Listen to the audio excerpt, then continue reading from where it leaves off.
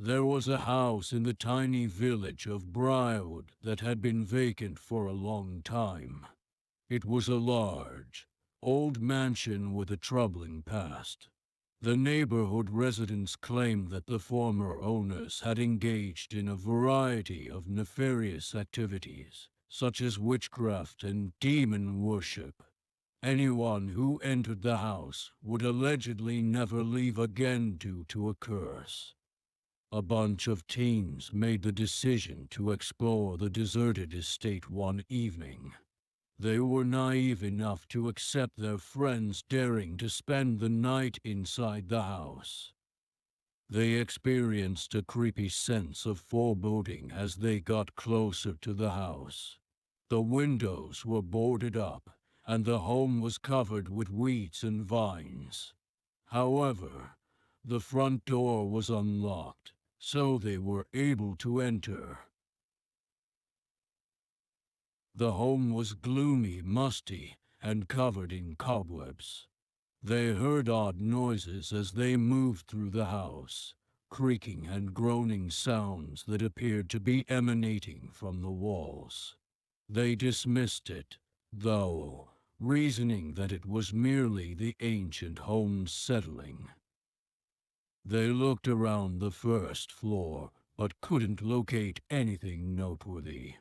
Yet as they made their way up the stairs to the second story, they started to feel apprehensive. They had the impression that something ominous was keeping watch over them since the air was dense with a heavy feeling. When they entered a chamber with a pentagram on the floor, they could hear chanting coming from a distant part of the house. When they attempted to escape, the door slammed shut and remained in place.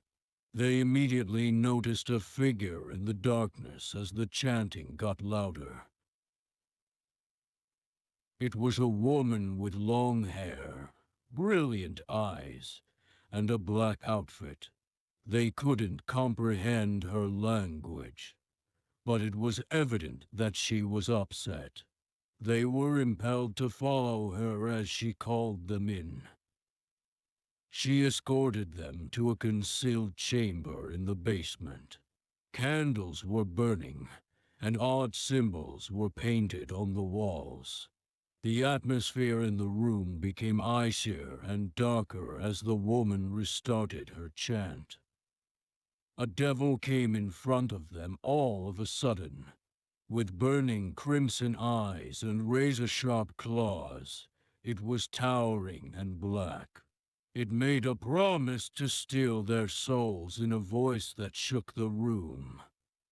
The devil was moving too quickly for the teenagers to escape.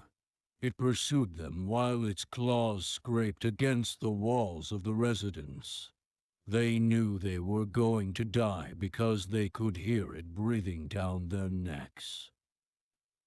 They spotted a glimmer of brightness just as they were about to be discovered, though. The devil disappeared in a cloud of smoke as the sun rose. The teenagers, shocked and terrified, staggered outside. The house stayed vacant, and they never mentioned that evening again.